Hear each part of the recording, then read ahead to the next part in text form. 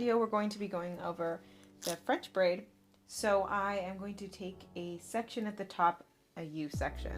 So the bigger or lower I take this section, the lower the braid will start. So if I start this braid, it'll be about this thick because this is how much hair I have, and it's going to start here on the head. If I take a really small one, it's going to start higher on the client's head, and it's going to start much smaller. So I mean, I could start anywhere I want. I could even start halfway down the head if I wanted to get that look, but the braid's going to start right around the parting. So this is not going to be braided. There is no wrong or right. It's personal preference for you and the client. So you've just got to talk about that with your client, or if you have an image in your head, then now you know how to create it. So I'm going to take somewhere in the middle between those, not too small, not too big. I'm going to take my first parting. So we're going to start this a lot like a regular braid. We have to think about where we want it to go. In this braid, I'm going straight down her head, straight center. So I need to hold my section where I want it to go. If I start making my hand go to the left, the braid will start going to the left. So you are in control of your braid, and you kind of have to, let's say, steer it in the direction you want to go. So I'm off to the left so you guys can see what's going on and me not cover it. So I'm going to have a tendency to want to go that way. So I'm going to have to really control the section to keep it center. So keep that in mind when you're working on a client. You should be right behind your section. That way you can manipulate it properly. So we're going to start with sectioning it in 3. And we're going to do 2 crosses just like a traditional braid. 1 right over the center and left over the center. Yeah? So now that we have this beginning cross, we can start to add hair. So in order to add hair, we first have to do a cross. So we go 1 across, and now we can add hair to that section that we just crossed. So I'm going to grab a section from my right side all the way. I have to go all the way until this center part, yeah? And put it into the middle section, yeah? So, okay, comb this out. Some people will comb and put it in, or you can just do it with your fingers. It depends on how perfect you want the braid to look at the end, or how messy their hair is. So then now that I've added the section, I'm going to re-grip this into my right, and then I'm going to switch my left section over my center. Yeah, so boom. Now I'm going to grip this in my right and this in my right. So now the whole braid is in my right hand. Now I'm going to do it on the left side,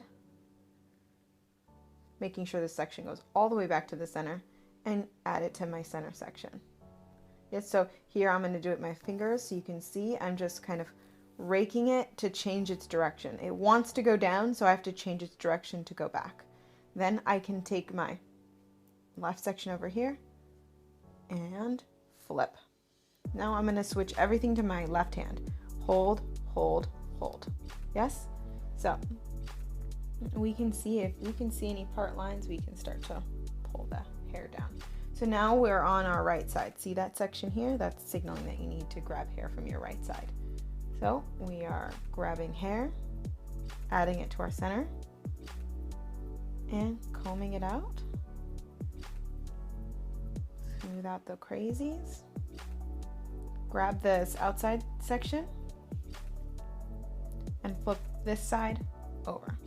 Yes? Now I have to grab everything in my right hand. Right, right, right. And section on the left.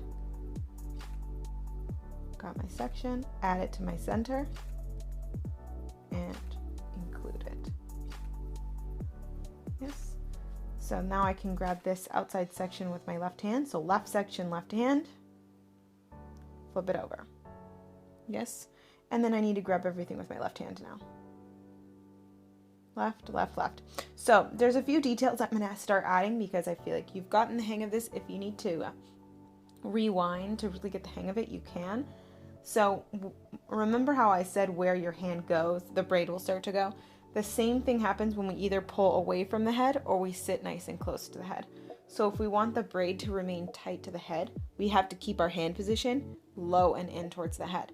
If we want that kind of low, loose, really flexible moving braid, we can carry the braid away. But when we drop the braid and we're no longer braiding, it's going to have this extra space. Again, nothing wrong with that. You just have to know what you want. Tight braids, tight up against the head. Loose braids, away from the head. So as the head starts to round in, that's going to have to be something you keep in mind, because you either need the client to then tilt forward or you're going to have to tuck your hand closer into the neck. So let's progress. So we add our section, comb it out, grab the right, flip, grab them all. Yes? So I'm going to show you what I mean. So in this one, I'm going to keep it a little tighter to the head, not super tight, and then I'm going to do it again and I'll show you loose. So grabbing on the right, adding, grabbing that right section, flip, grab everything.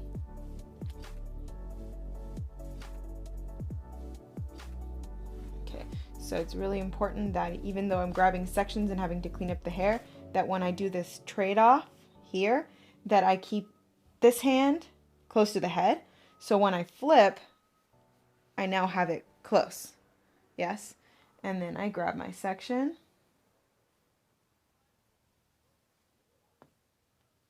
So this hand, when I do this trade-off, needs to sit close. Then I can grab everything. Yep.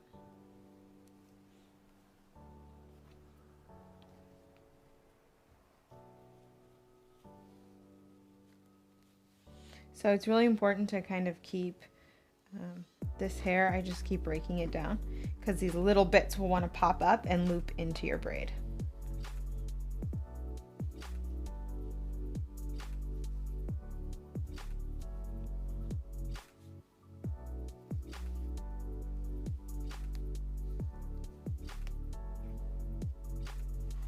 And I'm coming up on my last section here.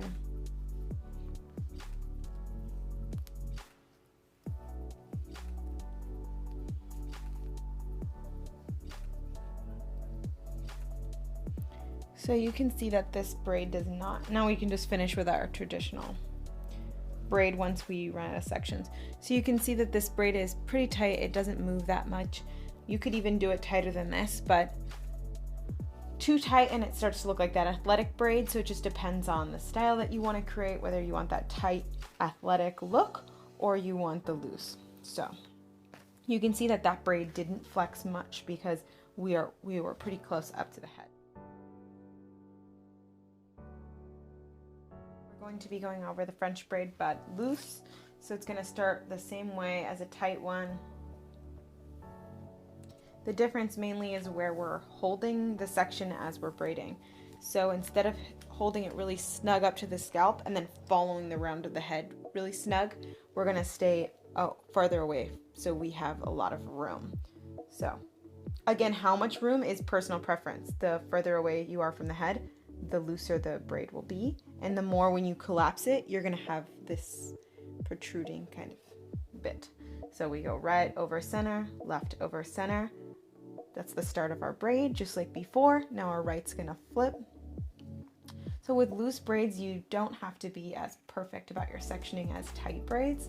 Tight braids kind of show everything, every little messy bit. So you can be neat about it, or you can just be way more relaxed. Depends. And switch.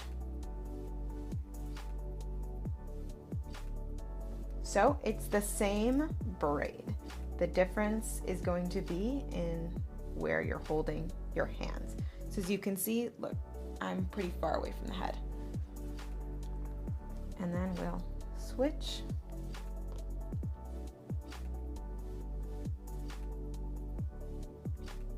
Clean that section up a little bit.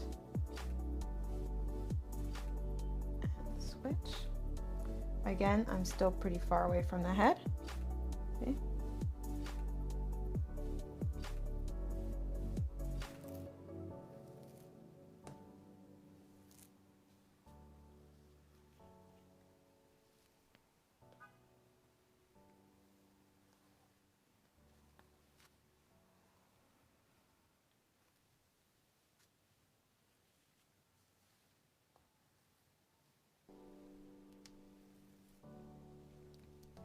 So even though I'm far away from the head, I still need to keep in mind that the head rounds.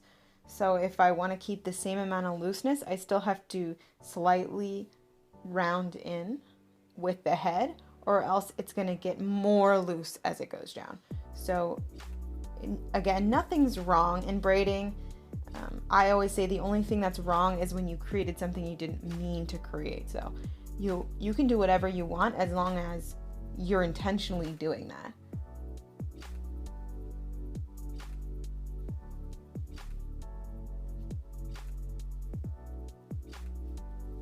So this is my last section.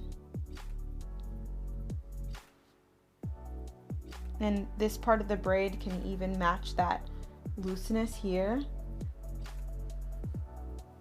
So you don't have to make that super tight.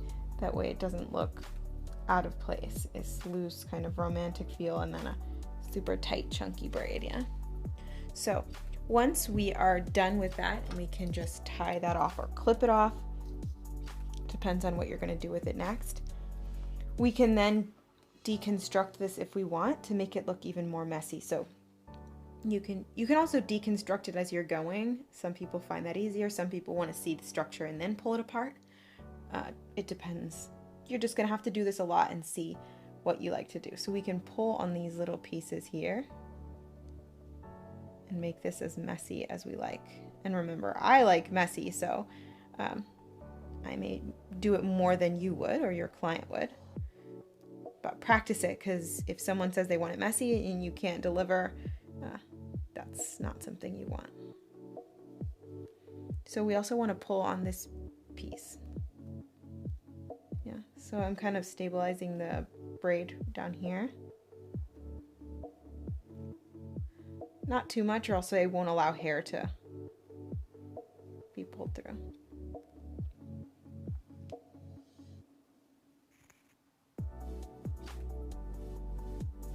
Okay, so it's whatever you want.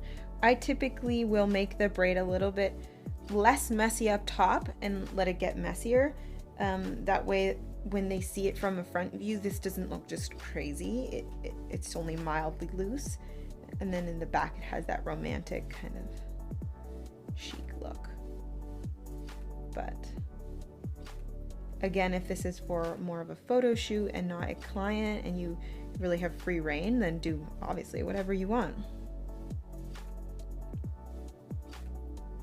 So we can just pull on the braiding part itself. You can pull on these sections. You can pull on this loop. Experiment with your placement, how you pull it out, what it creates. You just want to develop your eye. Yeah, so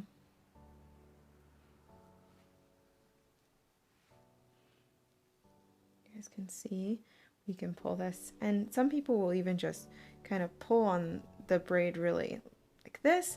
I don't love to do that because sometimes it can give me an unpredictable look and maybe create something that I don't like, but it is an option to kind of just wiggle things around and pull on them. So that is an option too. Yeah, so we have those two options, being a little bit more particular about it or just being a little more kamikaze. Then I would review your braid and see where there's parts that are off. So here I see that this is big here, smaller and big. So I would take this and just expand it and check on it again. Here I see the same thing on this one because this one's pretty big. I'm going to pull this one out a little bit, and then I'm going to pull this one out a little, and then match the same side to make sure. So we can see that, you know, it's not always going to be perfect when you're just pulling pieces out. So you've always got to check for balance afterwards and see, okay, do I want to do more? Do I need to check in with my client? What's happening? So here's the relaxed version. It looks quite a bit different than the tight version. And again, it can get even more pulled out or messy if you want. I want to keep it somewhat normal looking, so I'm not going to make it too crazy, but feel free, just pull on it and have fun.